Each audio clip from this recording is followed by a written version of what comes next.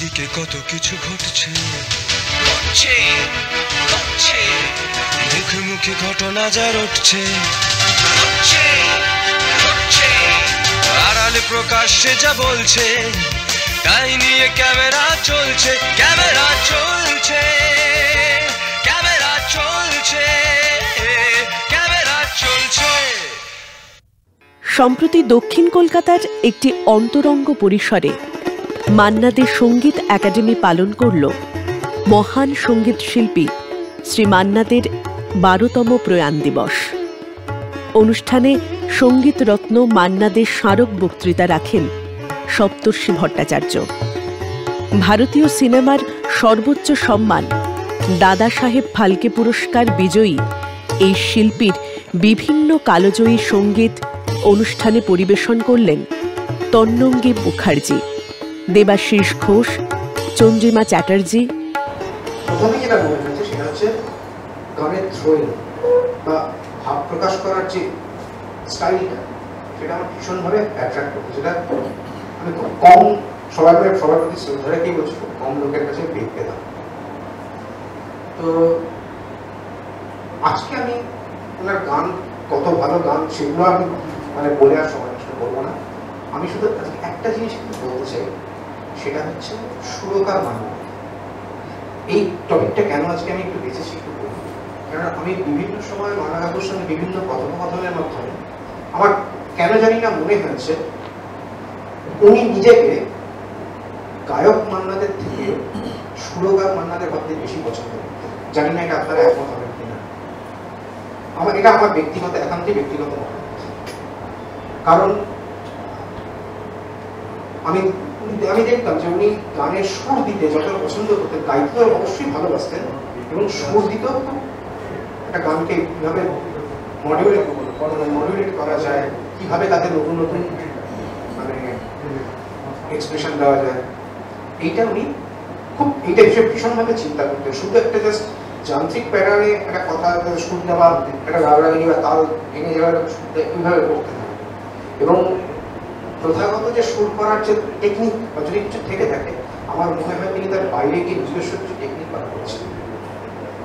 এবং পরে যখন একটু বড় হয়েছি, যখন এগুলো নিয়ে মান্না বাবুর সঙ্গে কথা বলার একটু উৎকৃষ্টতা একটু তৈরি হচ্ছে, আমার সাহস পাচ্ছি মনে মনে।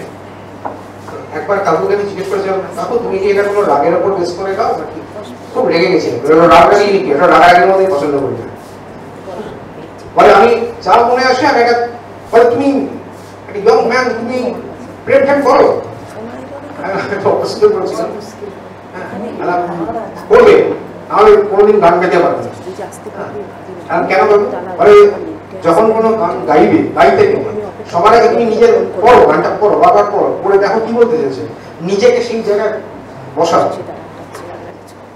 যে লিখেছে গানটা সে কি মনের ভাবে লিখেছে, কোন মনের অবস্থাতে লিখেছে, বা সেটা যখন একটা নায়ক বা নায়িকা যখন বলছে তখন সে কি ভাব নিয়ে বলতে চাইছে সেটা আগে বোঝো।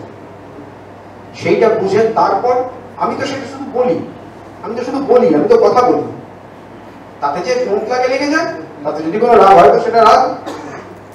আমি খুব অবাক হয়ে গেছিলাম কথাটা শুনে, এবং পরবর্তীকালে আমি শুনেছি, এবং এটা বিভিন্ন লোকের বিভিন্ন লেখা বা মান্না কাপুরের বিভিন্ন সাক্ষাৎকার, সেখান থেকে জেনেছি ওনার বেশিরভাগ গান কিন্তু সুর করা হয়েছিল কথার উপর সুর করেছিল।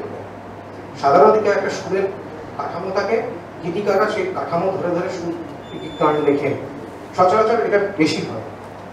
কিন্তু উনি কিন্তু আগে একটা লেখা পেলেন, সেই লেখাটা কি বলতে চেয়েছে সেই ভাব অনুযায়ী, এমন মাথায় কিন্তু ওনার কখনো এইভাবে থাকতো না যে এটা এই রাগের ওপরই শুরু করতে হবে বা এই তালেই ফেলতে হবে, কিন্তু থাকতো না।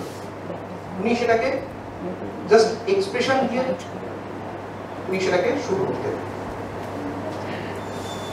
আমি লাস্ট ওনার সঙ্গে আমার দেখা হয় 2012-তে ব্যাঙ্গালোরে। তো সেইখানে তখন আপনারা জানেন, তখন সবাই কাকিমা চলে গেছেন, তখন ভীষণ ডিপ্রেসড কাকু। তো প্রথম দিন কথাই করে বলতে পারছিলেন না, শুধু চোখ দিয়ে জল বেরোচ্ছে কাকার কথায়। তা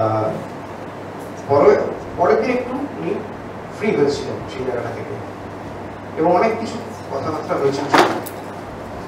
তো সেইখানে একটা কথা উনি বলেছিলেন যে কি করে গান গাইতে হয়, কি করে সুর করতে হয়। কথা প্রসঙ্গে কয়েকটা গানের কথা, যেমন আমার বলার কিছু ছিল না, এই গানটা উনি উদাহরণ দিয়েছিলেন।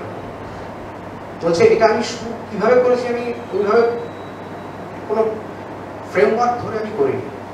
আমি শুরু করেছি আমার বলার, তোমরা বলতেই পারবে না কথা, বা তোমরা বলতেই পারবে না কথা, বলে আমার বলার কিছু ছিল না। এইভাবে আমি চেয়ে চেয়ে দেখলাম, তুমি চলে গেলে, তুমি চলে গেলে, এইভাবে আমি শুরু করেছি। এটা উনি বললেন আমাকে, তো দেখলাম সত্যি তাই। এবার আরেকটা যেটা, তো সেইখান থেকেই বলুন পরবর্তীকালে আরো আগ্রহ জন্য সুরকার মাল্লা দেখে একটু চিন্তা ভাবনা করা, সেটা নিয়ে করতে গিয়ে আমি অনেক গান আমি শুরু করেছেন। আশা বছরের গান, সুমন গলানপুর, লতা মঙ্গেশকর, এবং পরদিকে সন্ধ্যা মুখোপাধ্যায়, প্রতিমা বন্দ্যোপাধ্যায়, সবার গানে আমি, তরুণ বন্দ্যোপাধ্যায়, সবার গানে আমি শুরু করেছি।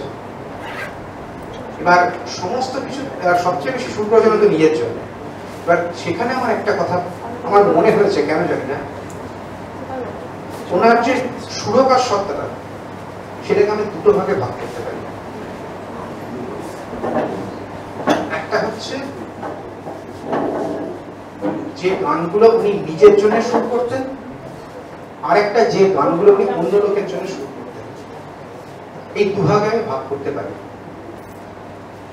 এবং তবে বেসিক প্যাটার্নটা যেটা, সেটা অন্যদের জন্য যা থাকতো নিজের জন্য তাই থাকতো, কিন্তু নিজের জন্য যেটা রাখতেন উনি, সেটা কিছুটা তার মধ্যে ওনার এক্সপ্রেশন বা ওনার ফিলিংস, এগুলো অনেক বেশি সেখানে আমার মনে হয় থাকতো। তবে যাদের দিয়ে গাওয়াতেন গানগুলো, তাদেরকে তিনি যথেষ্টভাবে তিনি জাস্টিফাই করেন, সেটাতে অপাত্রে দান না হয় সেটাও তিনি বারবার দেখতেন। যেমন তরুণ বন্দ্যোপাধ্যায়কে দিয়ে গিয়েছিলেন ভারবার মুখখানি বা ওইসব গানগুলো, এগুলো মানে উনি নিজে বসে থেকে রিহার্সাল করাতেন, উনি ব্যস্ত শিডিউলের মধ্যে, এগুলো শুনেছি ওনার কাছে, শোনাই সব কথাগুলোতে। তো সেইভাবে তিনি প্রত্যেক শিল্পীর জন্য এগুলো গান কিছু কিছু তৈরি করছেন। তো শিল্পী সত্তাকে, এই শিল্পী সত্তার থেকে আমি সুরকার সত্তাকে কেন আর হতে এসেছি, তার একটা প্রথম কথা, উনি কিন্তু বোম্বে প্রথম গেছিলেন কিন্তু গায়ক হতে না, সুরকার হতে। মিউজিক ডিরেকশনের কথা মাথায় রেখে কিন্তু উনি গেছিলেন, এবং ওনার খুব ইচ্ছা ছিল যে উনি একজন মিউজিক ডিরেক্টর হবেন।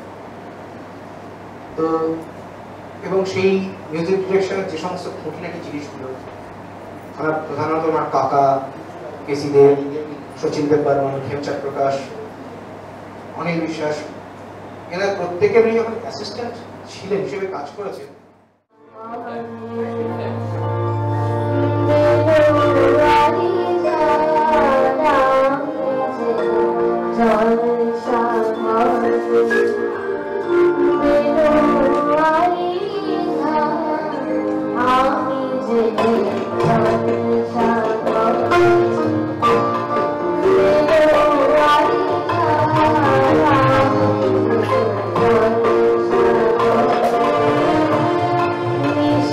Oh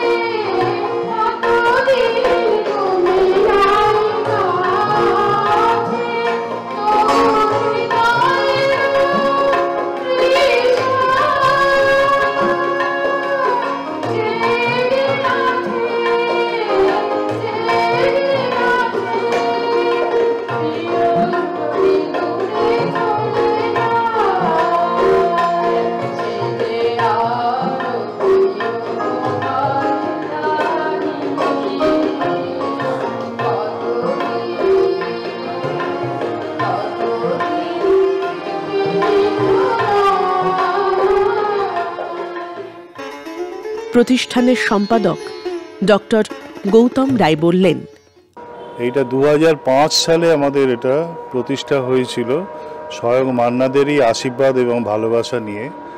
তো আমাদের তখন অনুষ্ঠান আমরা যেগুলো করতাম সেগুলোতে উনিই পার্টিসিপেট করতেন, মানে ওনারই একক প্রোগ্রাম হতো এবং এভাবে অনেক প্রোগ্রাম করেছি, ওনার জন্মদিনের প্রোগ্রাম ইত্যাদি।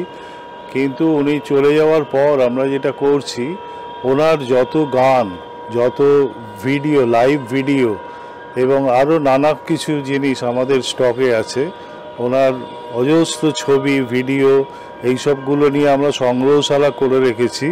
এবং সেই সংগ্রহশালা আমরা এতে করেছিলাম রবীন্দ্রভারতী ইউনিভার্সিটিতে, ওদের আমন্ত্রণে আমরা করেছিলাম আর্কাইভ, কিন্তু কোনো কারণে সেটা বন্ধ হয়ে গেছে।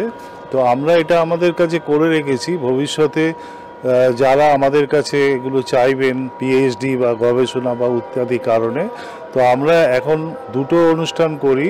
ওনার জন্মদিন যেটা, সেটা আমাদের আবার প্রতিষ্ঠা দিবস 1 মে, সেই অনুষ্ঠানটা করি। এবং আমাদের এই ওনার মৃত্যুদিন, চলে যাওয়ার দিন, এটাও আমরা শ্রদ্ধার সঙ্গে স্মরণ করি। আজকের তো দ্বাদশ মৃত্যুবার্ষিকী ওনার, চলে যাওয়ার দিন ওনার।